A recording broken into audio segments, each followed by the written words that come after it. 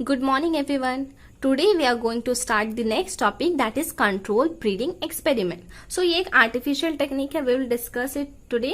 And last class में हमने क्या पढ़ा था? We started the chapter and सबसे पहले हमने पढ़ा animal husbandry के बारे में. So animal husbandry में हम लोग क्या करते हैं, ऐसे animals को care करते हैं, use करते हैं, breed करवाते हैं जो कि हमारे लिए useful है. ओके सो उसमें 4 तरह से हम लोग यूज करते हैं. डेयरी में आ जाते हैं कैटल्स, पोल्ट्री में आ जाते हैं domesticated fowls, chicken, duck, geese and Turkey.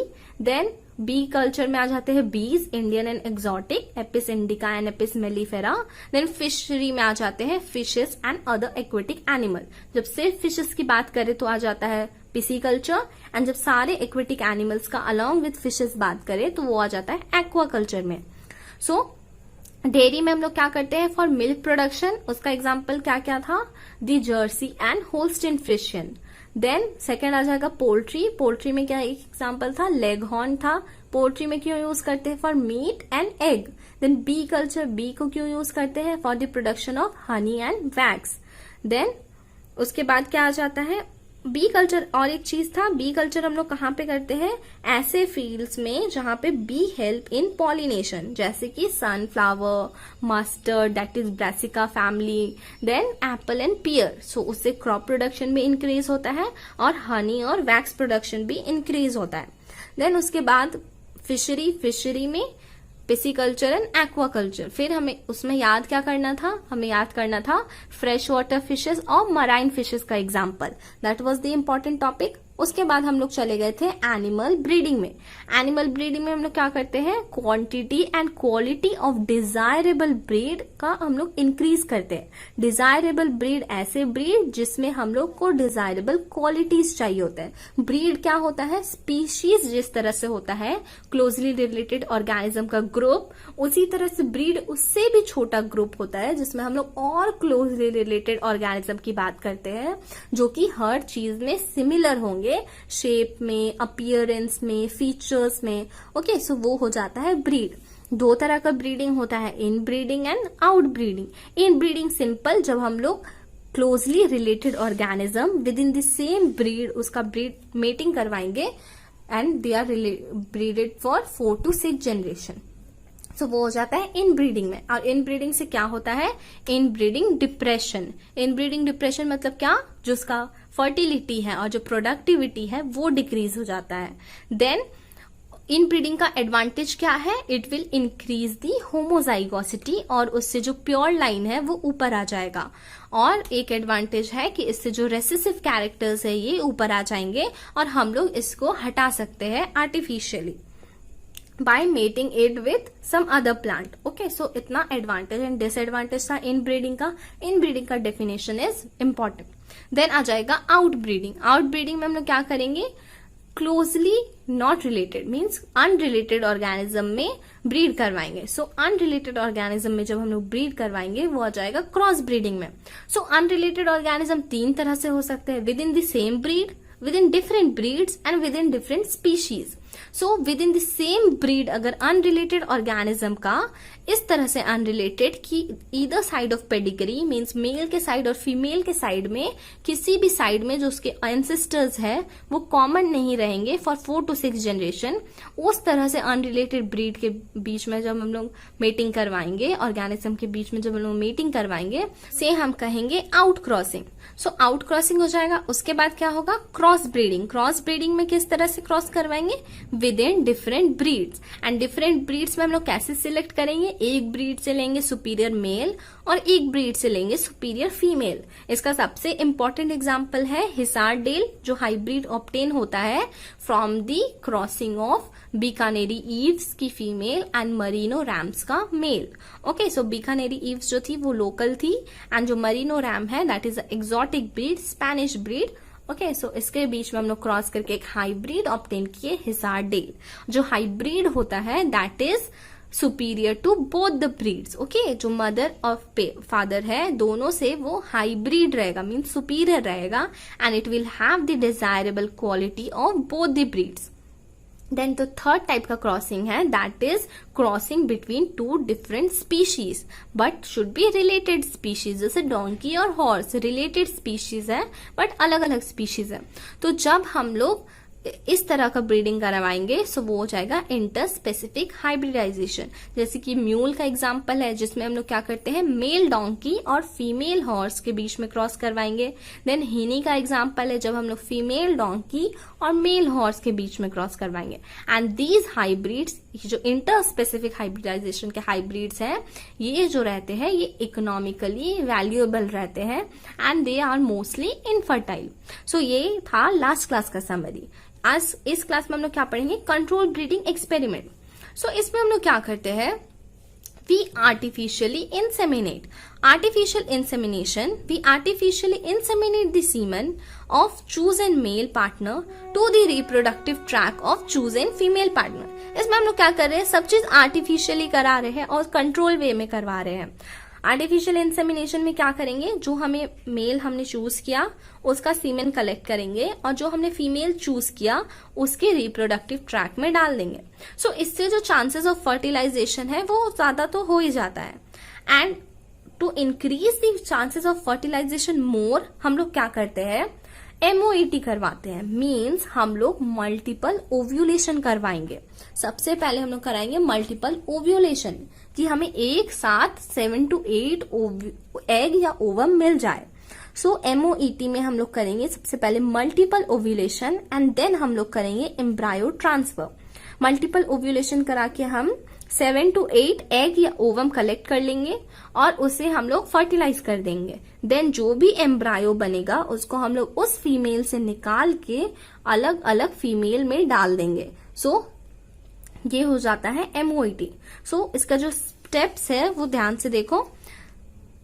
MOET का जो सिग्निफिकेंस है that is to increase the heard size. जो हमें लाइफ स्टॉक का साइज है, जो हर्ड है उसका साइज को जब बढ़ाना है, जब सेम क्वालिटी के हमें ब्रीड एनिमल्स चाहिए, सो उसमें हम लोग MOET कराते हैं। वी ट्रीट दी काउ या फिर फीमेल मेंबर, ओके, कोई भी female member, for example cow ले लेते हैं, विथ FSH लाइक हार्मोन। जो हम लोग एक सुपीरियर फीमेल चूज किए, ओके, सुपीरियर फीमेल हम लोग चूज किए जिसका हमें प्रोजेनी चाहिए। सुपीरियर कौन से एनिमल होते हैं, जो कि अच्छे प्रोजेनी देंगे। सो हम लोग एक सुपीरियर फीमेल चूज किए और हम लोग क्या करेंगे, उसे FSH लाइक हार्मोन से ट्रीट करेंगे। FSH like means follicle stimulating hormone type. वो क्या करेगा, उसके ओवरी में जो फॉलिकल्स है उसे स्टिमुलेट कर देगा टू ग्रो। सो इस तरह के हार्मोन से उसे ट्रीट कराएंगे and this will stimulate the hormones to mature and we will do super ovulation. Super ovulation का मतलब क्या होता है, ovulation of 6 to 8 eggs.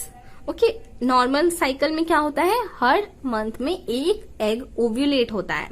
सो उसे कहते हैं ओव्यूलेशन। सो हम लोग इसमें कराएंगे super ovulation by injecting these hormones. Okay, FSH जैसा हार्मोन देंगे that will stimulate more eggs to mature और उसके बाद उनका हम ओव्यूलेशन करवाएंगे। सो ये होता है super ovulation. When we ovulate 6 to 8 eggs, then all the eggs are fertilise.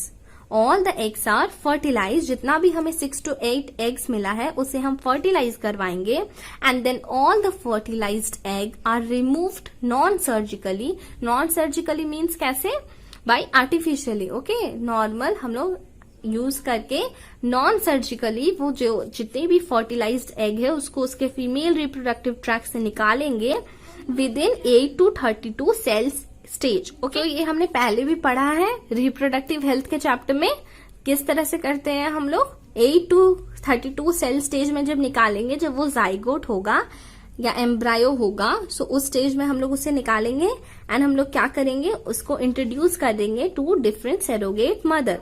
जिस फीमेल में फर्टिलाइज करवाए उससे सारा का सारा एग निकाल लिए और सारा एग को अलग अलग फीमेल में डाल दिए। सो वो सारी फीमेल क्या हो जाएगी, सेरोगेट मदर। एंड जो हम लोग फीमेल चूज किए थे, जो जेनेटिक मदर थी, जो सुपीरियर थी, इसलिए हम लोग उसका एग ले रहे थे। So the genetic mother that is a superior female is used again and again for super evolution. So ये क्या हो गई, this female is used as a factory for production of egg to increase the herd size. So अभी हम लोगों को जितने भी प्रोजेनी मिलेंगे वो सब क्या होंगे, सुपीरियर होंगे, और इससे हमारा हर्ड साइज जो है वो इंक्रीज हो जाएगा. एक बार में हम लोग क्या करेंगे, 6 to 8 बेबीज प्रोड्यूस करवाएंगे. Okay, and then again use करेंगे इसको हम लोग फॉर अनदर साइकिल. सो ये साइकिल रिपीट होते रहेगा एंड जब तक हम लोग को काम चाहिए. सो दिस प्रोसेस, इसको क्या बोलते हैं, कंट्रोल ब्रीडिंग एक्सपेरिमेंट. सो MOET क्या है, मल्टीपल ओव्यूलेशन एम्ब्रायो ट्रांसफर. सबसे पहले हम लोग क्या किए, FSH लाइक हार्मोन देके मल्टीपल ओव्यूलेशन या सुपर ओव्यूलेशन करवाए, जिसमें हमें 6 to 8 एग्स मिला और उन सारे 6 to 8 एग्स को फर्टिलाइज कर दिए और उसको नॉन सर्जिकली उस फीमेल से निकाल के डिफरेंट सैरोगेट मदर्स में ट्रांसफर कर दिए at embryo stage. Embryo stage means 8 to 32 cell stage. So इसी को कहते हैं MOET, multiple ovulation means super ovulation कराए एंड देन एम्ब्रायो ट्रांसफर करवाए. So this was a important thing. अब देखो इसमें जो फीमेल होनी चाहिए वो कैसी होनी चाहिए एंड जो मेल होना चाहिए वो कैसा होना चाहिए. जो फीमेल होनी चाहिए that should have high milk yield, मतलब उसका जो मिल्क प्रोडक्शन है वो बहुत ज्यादा होना चाहिए. और क्या होना चाहिए, she should be disease resistant, pest resistant, tolerance resistant. Okay, सब चीज रेजिस्टेंट होना चाहिए. ओके, क्योंकि अच्छा क्वालिटी ऑफ ब्रीड चाहिए. देन मेल में क्या होना चाहिए, should have nice meat yield. Okay, उसका जो मीट यील्डिंग कैपेसिटी है शुड बी हाई एंड वो भी disease resistant, pest resistant, should have high tolerant. Okay, so ये सारा क्वालिटी मेल में भी होना चाहिए. लेकिन जो मेल और फीमेल में डिफरेंस है वो क्या, फीमेल को ज्यादा मिल्क प्रोडक्शन करवाना है और मेल को ज्यादा मीट प्रोडक्शन करवाना है. So these are the desirable qualities. And MOET हम लोग किसके किसके लिए करा सकते हैं, या कंट्रोल ब्रीडिंग हम लोग किसके किसके लिए करा सकते हैं, for animals like sheep, cattles, buffalo, rabbits. So इन सारे ऑर्गेनिज्म में हम लोग ये प्रोसेस करवा सकते हैं. सो ये एनिमल ब्रीडिंग का एंड था. ओके, इसके बाद हम लोग स्टार्ट करेंगे प्लांट ब्रीडिंग. ओके, सो प्लांट ब्रीडिंग में सबसे पहला जो हम लोग एक टर्म पढ़ेंगे that is green revolution. Green revolution सबको पता होगा कि क्या है green revolution. And who is the father of green revolution, MS Swaminathan. जो इंट्रो वाला पार्ट है इस यूनिट के पहले, वहां पे you will see MS Swaminathan का नाम है. सो MS Swaminathan was the scientist and he was the father of green revolution. India में हुआ था. So what he did, he introduced the Mexican variety of wheat in India. इन्होंने क्या किया, जो मैक्सिकन वेराइटी ऑफ व्हीट था उसे इंडिया में इंट्रोड्यूस करवाया and he increase the production of wheat, rice, मेज, शुगर केन. ओके, ये सारा जो भी प्लांट्स था इसका प्रोडक्शन ड्रास्टिकली इंक्रीज कर दिया और इसी को कहते हैं हम लोग green revolution. So he gave the concept of lab to land, मतलब लैब से कल्टीवेट करके हाइब्रिड बना के उसे लैंड तक लाना है. एंड हम इन्होंने क्या करवाया, ड्रास्टिकली इंक्रीज करा दिया इस टाइप के production. The usage of plant breeding technology to develop high yielding and disease resistant variety of plant. Green revolution में हम लोग मेन इसका जो मोटो था वो क्या था, इसमें हम लोग क्या किए, we use the plant breeding technology. Plant breeding technology क्या है हम लोग पढ़ेंगे थोड़ी डिटेल में. इसमें हम लोग करते क्या है, we use the plant breeding technology to develop high yielding and disease resistant variety of plant such as wheat, maize and rice.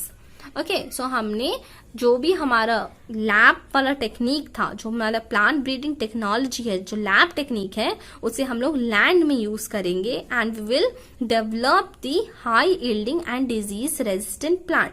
सो यही था green revolution and MS Swaminathan is the father of green revolution. What he did, he introduced the Mexican variety of wheat in India. जब हम लोग wheat पढ़ेंगे अभी थोड़ी देर में, so हम लोग इस पार्ट को डिस्कस करेंगे. Plant breeding is done to obtain plant variety suitable for cultivation. Okay, इसमें जो हमारा variety होना चाहिए that should be suitable for cultivation. Then let's study about the steps of plant breeding technology. अब हम लोग क्या करेंगे, प्लांट ब्रीडिंग के स्टेप्स को पढ़ेंगे। प्लांट ब्रीडिंग हम लोग कैसे करते हैं? So there are 5 major steps. These steps are not that important. Okay, ये वाला जो पार्ट है ये इतना ज्यादा इम्पॉर्टेंट नहीं है, बस तुम्हें यू शुड अंडरस्टैंड। ओके, ये सारा टॉपिक समझ में आ जाना चाहिए। प्लांट ब्रीडिंग के 5 मेजर स्टेप्स है जो कि हम लोग अभी डिस्कस करेंगे। So I will explain you the steps and you just understand them and note them. Okay, ये पूरा तरह से मगअप करने का जरूरत नहीं है। So the 5 steps of plant breeding technology और plant breeding are, the first is collection of variability. Collection of variability का मतलब क्या है? जितने भी वेराइटी या वेरिएबल प्लांट्स है, जितने भी वेरिएबल क्वालिटीज है, उन सबको कलेक्ट करना है। So the entire collection of plant और सीड्स, या तो वो सारे प्लांट को कलेक्ट करो या तो उनके सीड्स को कलेक्ट करो, किसी भी तरह से we have to collect the entire variability. So to the entire collection having all the diverse gene in a given crop is called germplasm collection। हम लोग क्या करते हैं कलेक्शन ऑफ वायबिलिटी में? मेनली हम लोग इसका जर्म प्लाज्म कलेक्शन करते हैं। जर्म प्लाज्म कलेक्शन मतलब क्या? जितना भी वेराइटी है एक पर्टिकुलर क्रॉप में, उस सारे वेराइटी का जीन को या उसके एलील को हम लोग कलेक्ट करेंगे और इसी कलेक्शन को हम लोग बोलते हैं जर्म प्लाज्म कलेक्शन। मींस उसका जितना भी जेनेटिक वेरिएबिलिटी है वो सारा कुछ हमारे पास होना चाहिए in the form of seeds and in the form of plants. So इसी को कहते हैं collection of variability and this is the first step of plant breeding. क्यों कलेक्ट करेंगे? ताकि हम लोग चूज कर सके। जितना कैरेक्टर्स हमारे पास होंगे हम लोग उसमें से सबसे अच्छे कैरेक्टर्स को चूज करेंगे, सबसे अच्छा वेरिएबिलिटी को चूज करेंगे। सो चूज करने के लिए सबसे पहले क्या होना चाहिए? हमारे पास सारा ऑप्शंस अवेलेबल होना चाहिए ताकि हम लोग चूज कर सके। सो सबसे पहला स्टेप है जर्म प्लाज्म कलेक्शन या कलेक्शन ऑफ वेरिएबिलिटी, जिसमें हम लोग एंटायर कलेक्शन को कलेक्ट करते हैं। जितने भी डाइवर्स जीन या जितने भी डाइवर्स एलील है, जितने भी अलग अलग कैरेक्टर्स हैं, उसके लिए जो भी जीन रिस्पॉन्सिबल है उसको कलेक्ट करेंगे इन the form of plant and seeds. So this is the first step. Now the second step. Second step में हम लोग क्या करेंगे? जो भी हम लोग जर्म प्लाज्म कलेक्ट किए हैं ना, उसे हम लोग इवेलुएट करेंगे। इवेलुएट का मतलब वी विल सी कि हमें कौन सा जर्म प्लाज्म चाहिए। ओके, हम लोग जो जर्म प्लाज्म मिला है हमें, उसको हम लोग इवेलुएट करेंगे और फिर हम लोग देखेंगे कि हम लोग को कैसा कॉम्बिनेशन चाहिए। ओके, सो उस कॉम्बिनेशन के लिए, उस हाइब्रिड के लिए जो हमें चाहिए, उसमें जो जो हमें कॉम्बिनेशन चाहिए उस हिसाब से हम उसके पेरेंट को सिलेक्ट करेंगे। So the second step is the evaluation of germplasm and the selection of parent। सो हम लोग क्या करेंगे? जो भी जर्म प्लाज्म हम लोग कलेक्ट किए हैं उसे हम लोग इवेलुएट करेंगे और उसमें से हमें जो भी कॉम्बिनेशन चाहिए, मान लो कि हमें मेल से चाहिए डिजीज रेजिस्टेंट और फीमेल से चाहिए हाई प्रोडक्टिविटी। सो हम लोग ऐसा पेरेंट चूज करेंगे जिसमें जो मेल मेंबर रहेगा वो डिजीज रेजिस्टेंट रहेगा और जो फीमेल रहेगी वो हाईली प्रोडक्टिव रहेगी। ओके, सो ऐसे प्लांट्स को हम लोग क्रॉस करवाएंगे। सो we will evaluate the germplasm and identify the desirable combination of characters। Okay, उसके बाद हम लोग ऐसे कैरेक्टर्स आइडेंटिफाई कर लेंगे और उसके पेरेंट सिलेक्ट करेंगे। So the selected parent are then hybridized। Okay, the parent are selected and cross hybridization among selected parent. क्या करेंगे हम लोग? जो भी हम लोग डिजायरेबल कैरेक्टर्स चूज किए हैं वो जिन प्लांट्स में है उन प्लांट्स को हम लोग क्या कराएंगे? क्रॉस कराएंगे। So we will hybridize those plants.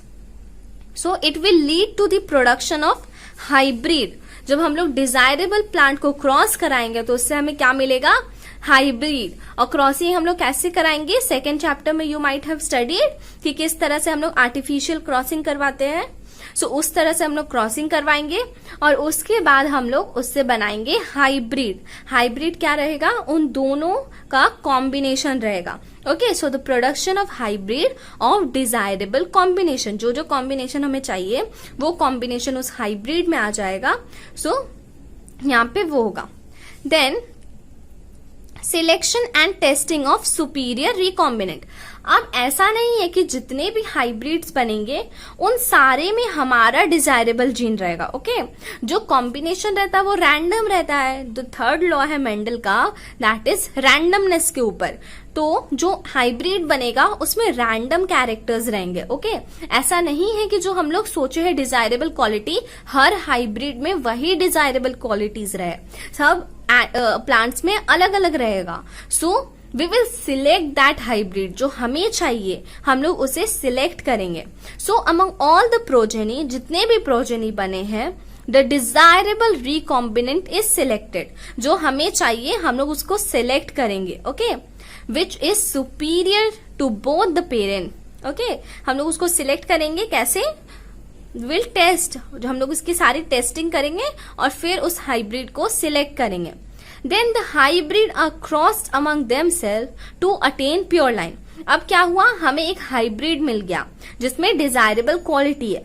अब हम चाहते हैं कि ये जो डिजायरेबल क्वालिटी है ये चला ना जाए। सो हम लोग क्या करेंगे, वो जो हाइब्रिड है जो हमें मिला है उसका सेल्फ क्रॉसिंग करवा के हम लोग उसमें प्योर लाइन इवॉल्व कराएंगे। मतलब इन ब्रीडिंग करवा करवा के उसमें हम लोग उसका प्योर लाइन को ऊपर कर लेंगे। Okay, we will evolve the homozygosity. मान लो कि एक कोई प्लांट था जिसमें पर्पल कलर के फ्लावर थे और एक प्लांट टॉल था। सो हम लोग पर्पल कलर के फ्लावर और टॉल फ्लावर प्लांट का एक रिकॉम्बिनेंट बनाए। अब हमारे पास जो रिकॉम्बिनेंट जो हमें डिजायर था वो था tall plant with purple flower. Okay, so हमने उस टॉल प्लांट और पर्पल फ्लावर का जो जीन रहेगा उसको इतना इवॉल्व कर देंगे कि वो जीन अपना प्योर लाइन अटेन कर ले। Okay, so the hybrid are crossed among themselves to attain pure line.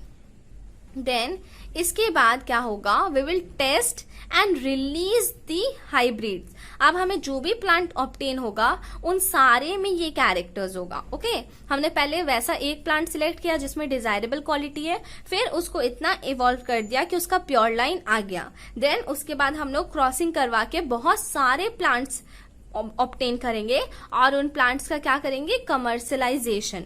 So the plant obtained having all the trait जो हमें चाहिए था and are cultivated and sold in market. So ये 5 steps है plant breeding के। सबसे पहले हम लोग क्या किए, जर्म प्लाज्म कलेक्ट किए। ओके, जो भी हमें जितना भी जीन है, जितना भी वेरिएबिलिटी है, सबको कलेक्ट कर लिया इन the form of plants and in the form of seeds. फिर हम क्या करेंगे, उस जितना भी हमारे पास कलेक्शन है उससे हम लोग चेक करेंगे कि हमें क्या क्या चाहिए और उस हिसाब से, उस क्वालिटी के हिसाब से हम लोग उसके पेरेंट सिलेक्ट करेंगे। उसके पेरेंट सिलेक्ट करने के बाद उसका क्रॉस हाइब्रिडाइजेशन करवाएंगे। फिर उससे हमें बहुत सारी प्रोजेनी मिलेगी, उसमें से हम अपना प्रोजेनी जो हमें चाहिए, जो हमारा हाइब्रिड है, उसे सिलेक्ट करेंगे। उसका सिलेक्शन हम लोग कैसे करेंगे, टेस्ट करके। Okay, so that will be a superior recombinant. उसके बाद हम लोग उसको प्योर लाइन में इवॉल्व करवा लेंगे एंड देन फिर उस तरह के प्लांट्स हम लोग और प्लांट करेंगे और उन सबको सोल्ड करेंगे इन दी मार्केट। सो यही है 5 स्टेप्स प्लांट ब्रीडिंग का and these are the conventional method. ये जो प्लांट ब्रीडिंग का मेथड है इसे कन्वेंशनल मेथड बोलते हैं। ओके, इंडिया में एग्रीकल्चर क्या क्या प्रोवाइड करता है, इंडिया क्या है, इंडिया एक कृषि प्रधान देश है। सो इसमें एग्रीकल्चर का बहुत ही इंपॉर्टेंट रोल है। सो agriculture in India provides 62% employment and 33% GDP is contributed by agriculture. So this are the very important data। जो हमारा 62% employment है वो agriculture से आता है and 33% जो हमारा GDP है वो भी agriculture से आता है। So these are the 2 things that was important। Now come to some important variety। ये कुछ important varieties है जिनके बारे में हमें जानना है। So सबसे पहले हम लोग बात करेंगे wheat and rice variety की। सो व्हीट एंड राइस प्रोडक्शन जो था वो इंक्रीज किया गया था several folds by development of semi door variety.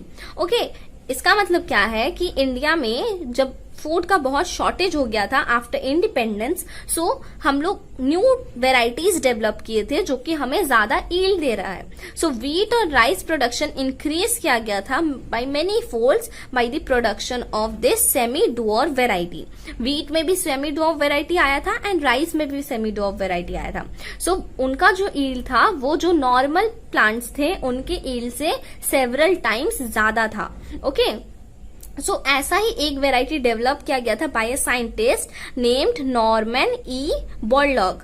So what this scientist did, he developed semi-dough variety of wheat at International Center for Wheat and Maize Improvement.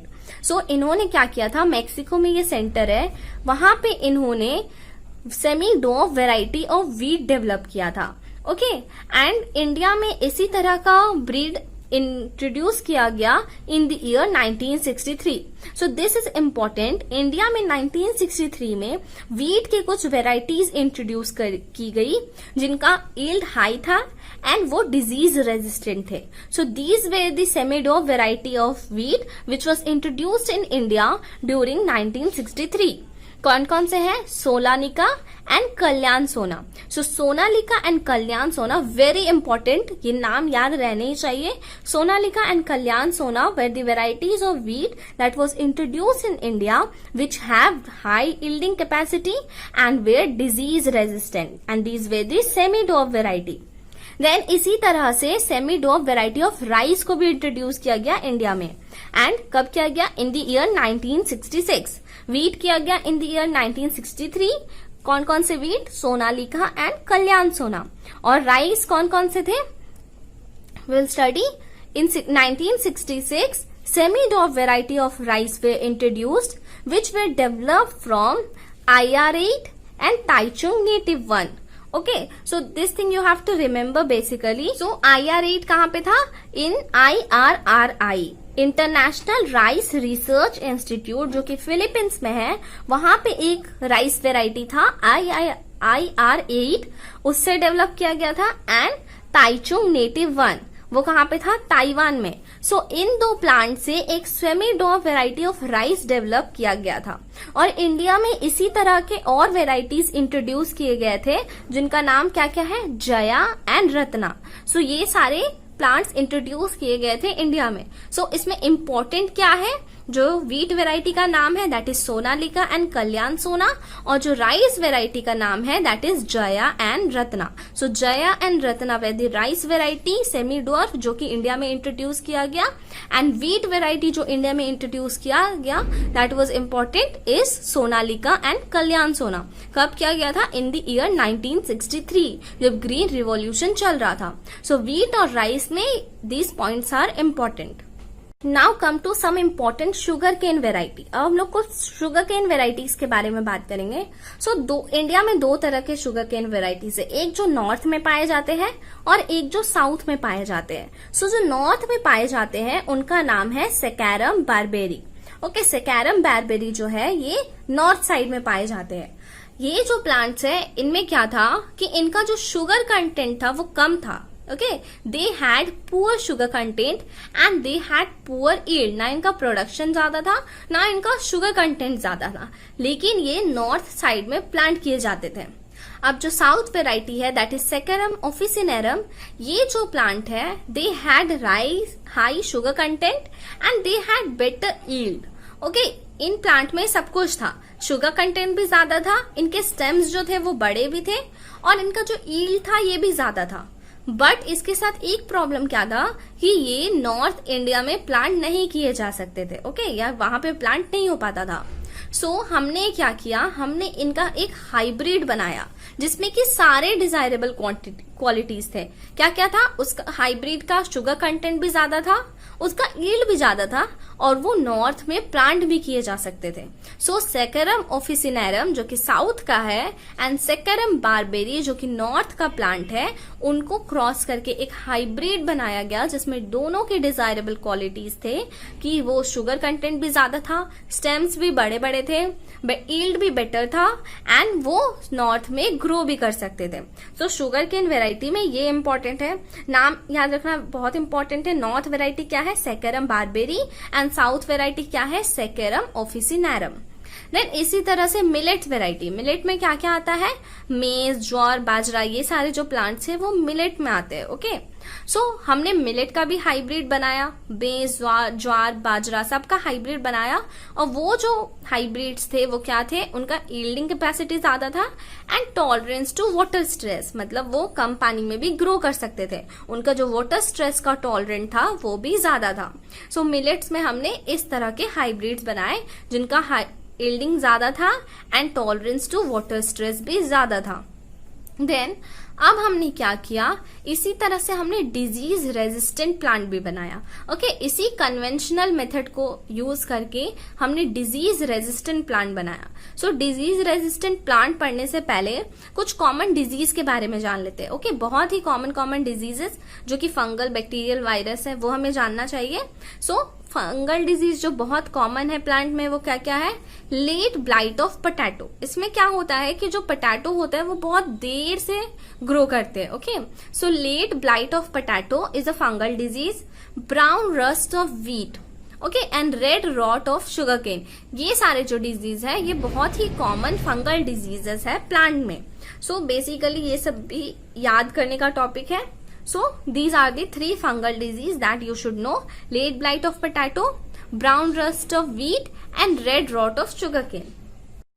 Now one important bacterial disease जो कि common है, black rot of crucifers. So this is another important bacterial disease जो कि पता होना चाहिए, black rot of crucifers.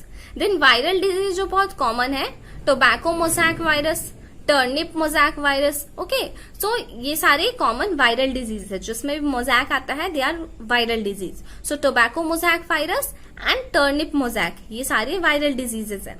सो हमने क्या किया, हमने जो अभी ब्रीडिंग टेक्निक पढ़ा वो क्या है, कन्वेंशनल ब्रीडिंग टेक्निक। सो उसी कन्वेंशनल ब्रीडिंग टेक्निक को यूज करके हमने डिजीज रेजिस्टेंट प्लांट बनाए, ऐसे प्लांट बनाए जो कि इन सारे डिजीजेस से, जो कॉमन डिजीजेस है उनमें, उनसे रेजिस्टेंट हो जाए। सो ये जो टेबल है, this is very very important. Okay, ये और इसके बाद एक और टेबल है, these 2 tables are very very important. So इस टेबल में क्या है, जो डिजीज रेजिस्टेंट प्लांट है वो दिए गए हैं। ओके, सो कुछ कॉमन क्रॉप्स का नाम है, उनकी वेराइटी का नाम है, और वो किस किस डिजीज से, जो उनका कॉमन डिजीज था उनसे रेजिस्टेंट है, उनका नाम है।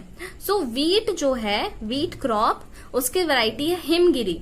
सो दिस इज इम्पोर्टेंट, व्हीट की वेराइटी है हिमगिरी, जो कि leaf and stripe rust hill burn से रेजिस्टेंट है। Okay, so this is important, wheat की क्या वेराइटी है, हिमगिरी। देन ब्रेसिका, ब्रेसिका का मतलब होता है सरसों। Okay, mustard. देन मस्टर्ड की जो वेराइटी है पूसा स्वर्णिम, जिसे हम लोग करण राई भी बोलते हैं, this is resistant to white rust. So this is also important, जो ब्रेसिका है दैट इज मस्टर्ड, उसका वेराइटी पूसा स्वर्णिम, जिसे करण राई बोलते हैं, that is resistant to white rust. Then cauliflowers, cauliflower का 2 नाम याद रखना है, Pusa Subhra and Pusa snowball K1. So Pusa subra and Pusa snowball K1 are resistant to black rot and curl and blight black rot. Okay. So ये सब भी याद रखना है। Okay, this table is very very important. I am telling again and again क्योंकि इससे objective भी question आता है और सब्जेक्टिव में भी आता है। देन काउपी, काउपी जो है उसकी एक वैरायटी है पूसा कोमल, जो कि बैक्टीरियल ब्लाइट से रेजिस्टेंट है। इसी तरह चिली की एक वैरायटी है पूसा सदाबहार। सो सदाबहार जो है that is resistant to chilli mosaic virus, tobacco curl virus and leaf curl. So बहुत एग्जाम्पल इंपॉर्टेंट है।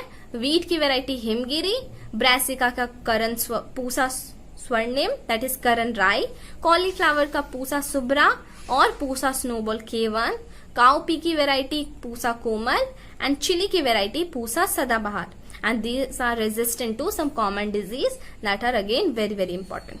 सो जो कन्वेंशनल ब्रीडिंग था ये बहुत ही अच्छा मेथड है, बट इसकी कुछ लिमिटेशन है। इसका लिमिटेशन क्या है कि हमारे पास limited number of genes available है। ओके, हर रेजिस्टेंस के लिए हमारे पास किसी के लिए अवेलेबल है, किसी के लिए नहीं भी है। सो जितना भी रेजिस्टेंट वाले जीन है वो हमारे पास लिमिटेड है। सो हम कन्वेंशनल ब्रीडिंग के साथ कुछ और मेथड्स भी ट्राई करते हैं जो कि हमें डिजीज रेजिस्टेंट या कोई भी रेजिस्टेंट प्लांट देते हैं। सो कन्वेंशनल ब्रीडिंग के अलावा हम लोग और भी मेथड्स यूज करते हैं जो कि हमें रेजिस्टेंट देते हैं। So what are that other methods? So some common methods are soma clone variation. Soma clone variation क्या होता है? सोमा क्लोन के मतलब होते हैं ऐसे प्लांट्स जो कि एक दूसरे से आइडेंटिकल है सोमैटिकली। हम लोग पढ़ेंगे कि सोमा क्लोन क्या होता है। So soma clone variation is one method. Then genetic engineering. Genetic engineer हम लोग डिटेल में पढ़ेंगे बायोटेक्नोलॉजी चैप्टर। ओके, सो जो बायोटेक्नोलॉजी चैप्टर है that is having the detail description of genetic engineering. उसमें हम लोग बहुत ही इंटरेस्टिंग चीज पढ़ेंगे, बीटी कॉटन वगैरह। Okay, then the third method है म्यूटेशन ब्रीडिंग, जो हम लोग को अभी पढ़ना है। So these are some method जो कि कन्वेंशनल ब्रीडिंग टेक्निक से अलग है। ओके, और इसको हम लोग यूज कर सकते हैं to get some desirable qualities. So mutation breeding क्या है? म्यूटेशन क्या होता है? सम रैंडम चेंज, जो हमारे जेनेटिक मेकअप में, जेनेटिक बेसिस में कुछ रैंडम चेंज आ जाए, अचानक से कुछ ऐसे चेंज आ जाए, उसे हम लोग म्यूटेशन कहते हैं। सो हर बार म्यूटेशन हार्मफुल नहीं होता है, कभी कभी हम लोग उसको अपने बेटरमेंट, अपने यूज के लिए भी यूज कर सकते हैं। सो म्यूटेशन ब्रीडिंग में हम लोग क्या करते हैं? We induce mutation artificially by certain mutagens. Mutagens क्या होते हैं?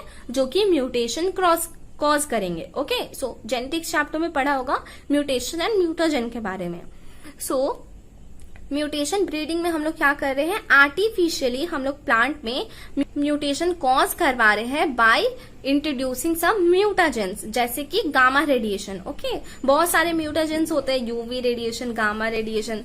So for example gamma radiation देके हम लोग कोई पर्टिकुलर म्यूटेशन कॉज करवा रहे हैं एंड इसके बाद हम लोग जिस प्लांट में म्यूटेशन कॉज करवाए हैं उसे हम लोग स्क्रीन करेंगे।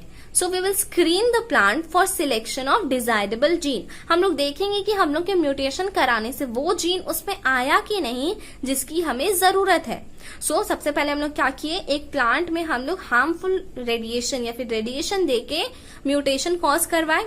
उसके बाद हम लोग उसको स्क्रीन किए कि उसमें ऐसा क्वालिटी आया कि नहीं जो हमें चाहिए। Okay, so will screen the plant and then we will select the desirable gene. हम लोग ऐसे प्लांट को सिलेक्ट करेंगे जिसमें हमारा डिजायरेबल जीन आ गया है। For example resistant again disease. Okay, so इसका एक एग्जाम्पल है जो म्यूटेशन ब्रीडिंग से डेवलप किया गया है। मूंग बीन जो होता है ना, उसमें हम लोग जो रेजिस्टेंट है वो म्यूटेशन ब्रीडिंग से लाए हैं। So by introducing mutation breeding we made the resistant plant, that is mung bean. It was resistant to yellow mosaic virus and powdery mildew. So yellow mosaic virus और powdery mildew से resistant है मूंग gene, जो कि resistant किससे करवाया गया? By mutation breeding. So this is an important example कि mutation breeding से हम लोग डिजीज रेजिस्टेंट प्लांट बना सकते हैं। हम लोग एक और तरह से ब्रीडिंग करके जो रेजिस्टेंट जीन है वो ला सकते हैं by mating the plant with wild variety. Okay, जो वाइल्ड वेराइटीज होती है किसी भी चीज की वो बहुत ही ज्यादा रेजिस्टेंट होती है। ओके, जैसे भी जो भी वाइल्ड प्लांट्स होते हैं वो बहुत रेजिस्टेंट टॉलरेंट होते हैं। सो हमने क्या किया? We made a normal plant, भिंडी की जो नॉर्मल प्लांट थी उसे हमने एक वाइल्ड वेराइटी के साथ मेट करवाया और उससे हमने एक न्यू वेराइटी ऑफ भिंडी बनाया, that is Parbhani Kranti. So this is another very important example कि प्रभानी क्रांति क्या है? एक रेजिस्टेंट प्लांट है that is resistant to yellow mosaic virus and इसकी जो यील्ड है वो भी हाई है। So what we did, mating with wild variety also help in introduction of disease resistant gene. हम लोग क्या बताएं कि जो भी डिजीज रेजिस्टेंट जीन है वो वाइल्ड वेराइटीज में ज्यादा होती है। सो हमने क्या किया कि वाइल्ड वेराइटी के साथ मेटिंग करवाया, जिसके चलते जो हमारा प्लांट था एक न्यू वेराइटी डेवलप किया, that is Parbhani Kranti. And जो प्रभानी क्रांति है this is resistant to the yellow mosaic virus and इसका यील्ड भी is very high. So this is another important example, Parbhani Kranti. Then इसके बाद हमने क्या किया, हमने बहुत सारे पेस्ट रेजिस्टेंट प्लांट बनाए। ओके, पेस्ट भी एक इंपॉर्टेंट कॉज है जिसके चलते कि प्रोडक्शन डिक्रीज होता है। सो हमने जिस तरह से डिजीज रेजिस्टेंट प्लांट बनाया था उसी तरह से पेस्ट रेजिस्टेंट प्लांट भी बनाया। सो पेस्ट रेजिस्टेंट में थोड़े कम एग्जाम्पल है, but again this is very very important. वो टेबल और ये टेबल, ये दो टेबल बहुत ही इंपॉर्टेंट है। पहले टेबल में क्या है, डिजीज रेजिस्टेंट, और इस टेबल में क्या है, पेस्ट रेजिस्टेंट। ओके, क्योंकि पेस्ट भी is a important cause of destruction of crop. So इसमें 3 प्लांट्स के बारे में हमें पढ़ना है। पहला है brassica, that is mustard. So mustard की एक वैरायटी है Pusa Gaurav, that is resistant to aphids. Aphids क्या है, एक तरह के इंसेक्ट है। ओके, बहुत कॉमन इंसेक्ट है जो कि प्लांट्स को हार्म करते हैं। Then the second example is flat bean. इसकी 2 वेराइटी है, Pusa Sem 2 and Pusa Sem 3, and they are resistant to jassid, aphid and fruit borer. So this is another important thing कि जो फ्लैट बीन्स है वो किससे किससे रेजिस्टेंट है, jassid, aphid and fruit borer से। देन थर्ड एग्जाम्पल है ओखरा का या भिंडी का। Okay, ओखरा is another name for भिंडी। लेडी फिंगर नहीं बोलते हैं, कहीं कहीं पे इसको ओखरा बोलते हैं। सो ओखरा जो भिंडी है, दैट उसका 2 वेराइटी है, पूसा सवानी एंड पूसा A4।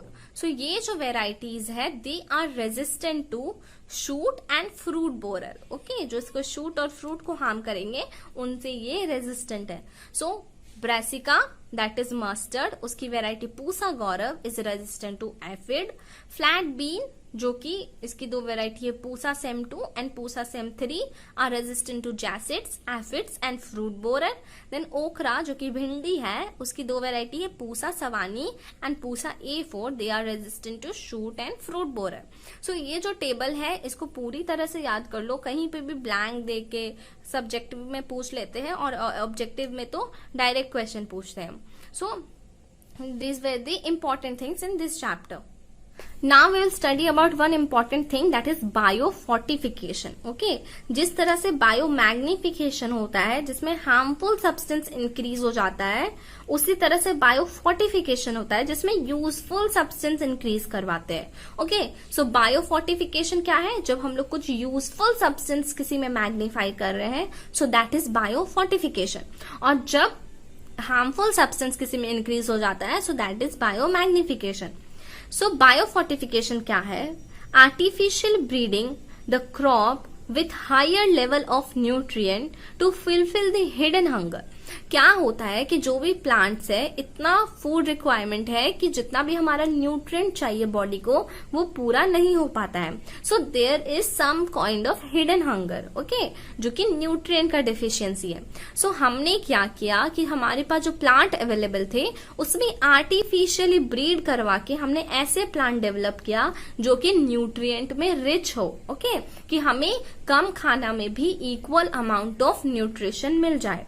सो हमने क्या किया, we artificial breeding the crops with higher level of nutrient. ऐसे क्रॉप को ब्रीड करवाया आर्टिफिशियली जिनमें हायर न्यूट्रिएंट है, और क्या किया, इससे हमने हमारा जो हिडन हंगर है इसको फुलफिल किया। ये क्यों करते हैं बायोफोर्टिफिकेशन हम लोग, it is to improve the nutritional quality, जो हमारा न्यूट्रिशनल क्वालिटी है उसे इंक्रीज करने के लिए, and to improve the public health, ताकि हमें कम खाना में ज्यादा अमाउंट ऑफ न्यूट्रिशन मिल जाए। सो सम प्लांट वे डेवलप्ड और introduced in India by IARI, that is present in New Delhi, Indian Agriculture Research Institute. Okay, so IARI कहाँ पे है, न्यू दिल्ली में है, और इन्होंने कुछ ऐसे प्लांट रिलीज किया जो कि बायोफोर्टिफाइड है। सो विटामिन ए, विटामिन सी, ऐसे अलग अलग न्यूट्रिएंट से अलग अलग प्लांट्स को फोर्टिफाई कर दिया। मीन्स उन प्लांट्स में इस न्यूट्रिएंट को इंक्रीज कर दिया by many folds. So vitamin A riched carrot, spinach and pumpkin आने लगे। Vitamin C rich bitter gourd, bathua, mustard and tomatoes आने लगे। मस्टर्ड, टमाटो और बिटर गार्ड तो पता होगा। बथुआ क्या है, it is a kind of saag. Okay, एक तरह का साग है बथुआ। Then iron and calcium rich spinach and bathua. Okay, spinach और बथुआ को अगेन फोर्टिफाई किया by iron and calcium. Then protein rich beans आने लगे, broad beans, lablab, french and garden peas, ये जो थे ये प्रोटीन रिच थे। Okay, so this is again important thing this is again very very important. Biofortified plants आने लगे, vitamin A enriched carrot, spinach, pumpkin, vitamin C enriched bitter gourd, bathua, mustard and tomato, iron and calcium rich spinach and bathua, and protein enriched beans जैसे कि broad, lablab and French and garden peas. So these were important thing. इसके बाद थोड़ा और important points है, okay बस point wise इसको याद कर लो। दैट एटलस 66 क्या है? It is a wheat variety. Okay, atlas 66 एक वीट वेराइटी है that is having high protein content. So atlas 66 क्या है? एक तरह की वीट वेराइटी है जिसमें प्रोटीन कंटेंट बहुत ज्यादा है। Then maize has amino acids, tryptophan and lysine. So biomolecules में पढ़ा होगा अमाइनो एसिड्स के बारे में। So tryptophan and lysine enrich होता है मेज में। Okay, so this is important thing. Maize में कौन कौन से अमाइनो एसिड होते हैं? Tryptophan and lysine. Then rice are iron fortified. जो राइस होते हैं उसको भी आयरन से फोर्टिफाई कर दिया जाता है। Okay, so for today we will keep this much only. आज के लिए इतना ही रखते हैं। We will study 2 more topics in the next class. 2 topic जो बच गए हैं that is single cell protein and plant tissue culture. So इन टॉपिक्स को we will discuss in the next class. और आज के क्लास में we discuss the most important topic of this chapter that are the 2 table. एक table क्या था? Disease resistant, and एक टेबल था pest resistant. And this is the another important thing that we discuss today। और एक example किसका था important? that is Prabhani क्रांति, जो कि भिंडी का एग्जाम्पल है। that is developed from the wild variety, okay, that is resistant to yellow mosaic virus। so वो इंपॉर्टेंट है प्रभानी क्रांति। बाकी के 2 टेबल्स इंपॉर्टेंट है, और यहाँ पे जो एग्जाम्पल्स है दीज आर इंपॉर्टेंट। सो आज के क्लास में this was the important topic. We will discuss the 2 more topic in the next class, और उसके बाद we will discuss some varieties of breed. Okay, Sahiwal वगैरह उनके नाम हम लोग बस देख लेंगे थोड़ी थोड़ी, कि अगर क्वेश्चन आ जाए so we can tackle that. So will meet in the next class. Thank you so much.